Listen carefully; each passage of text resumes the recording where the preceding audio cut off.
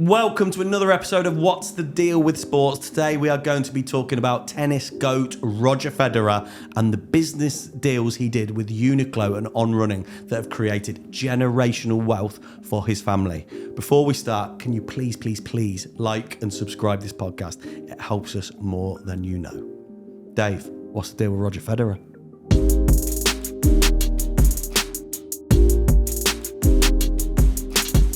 Yes, absolutely. Welcome to another episode. So, a little bit of information about Roger, his career earnings and his status in the tennis world. So, he actually has the third most Grand Slam tournaments of all time, which is 20, which no surprise is behind Novak Djokovic and Rafa Nadal. So, Novak 24, Rafa 22.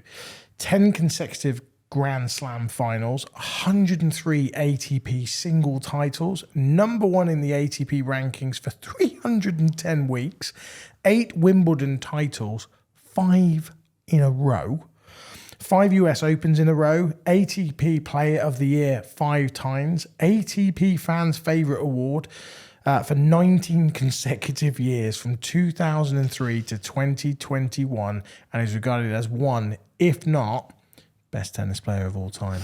Yeah, I think questionable, but we'll take he's one of the best tennis players of all time. I think it's fair to say he's the most loved tennis player of all time. 100%. Something about Roger, the way he played, the way he handled himself, he's just class personified. Yeah, 100% agree. But talk to us about his career earnings. So, Big Roger's career earnings, $130.5 million from 98 to 2022. In 2020, Roger became the world's highest paid sports person for the first time with earnings of $106.3 million. So what has led to this startling wealth, Dave? So, the On and Uniqlo deals were 100% smart moves for Roger, but pretty late in his career, right? Yeah.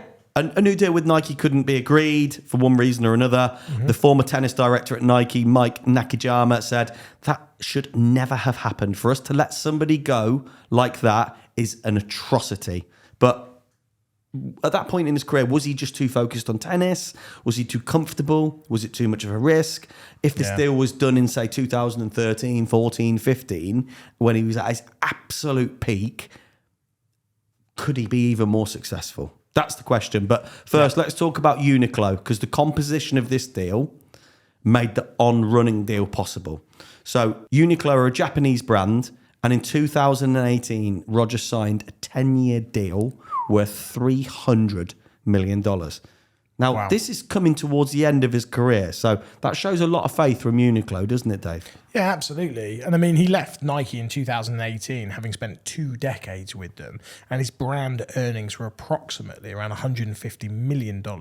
So, I mean, this makes this deal just absolutely outstanding. But like I say, this has paved the way, right, for the big deal, the On deal. Absolutely, because the Uniqlo deal didn't involve footwear. So that tees him up to do something a little bit different. So who are On Running? They're a Swiss-based brand, big tick, because Roger's obviously Swiss. Founded in 2010 by friends Oliver Bernhard, who's an ex-pro athlete, Ironman champion, David Alleman, and Casper Coppetti. Roger has 2 branded sneakers with them. One being the Roger, which is a really nice lifestyle shoe. Actually looked at some the other day. Very, very nice. Yeah. And the other is the Roger Pro, which is a performance-based tennis shoe and one that Roger was heavily involved in. But how did Roger get involved in On? So, as you sort of previously touched on there, couldn't come to a deal with Nike. He moved on to Uniqlo, but actually leaving that sort of trainer sneaker deal up for grabs. Now, you would assume that somebody like On would have seen that opportunity and jumped on him, but actually it was the other way around. So, On actually has approximately a 40% market share in Switzerland, and Roger actually saw his wife and friends wearing a pair of On, and actually made them an informal approach and said, look, I like what I'm seeing here. Let's have a chat. Get involved.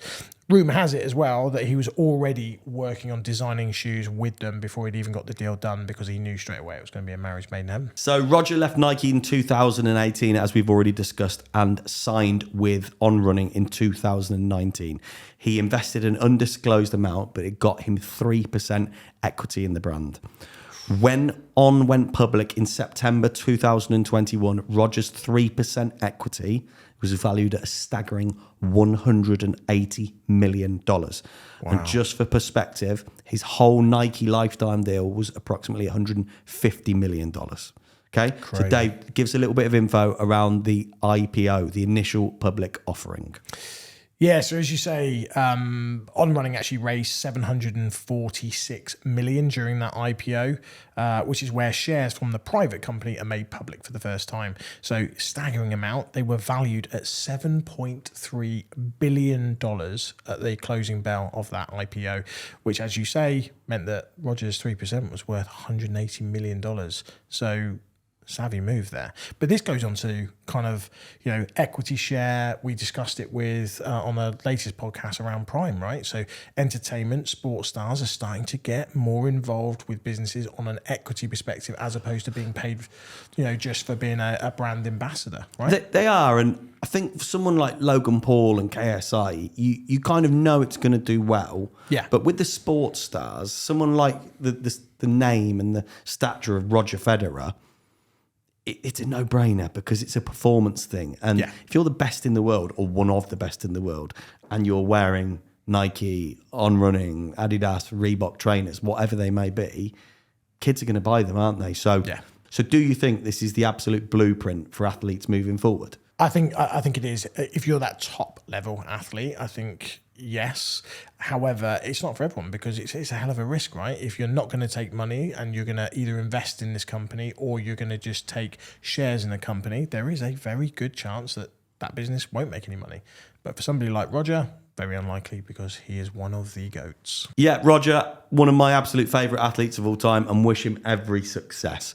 A nice, short and sharp episode for everybody today, but what we would like to do is ask what you'd like for us to cover next. It could be a big sporting event, could be one of the big sporting deals.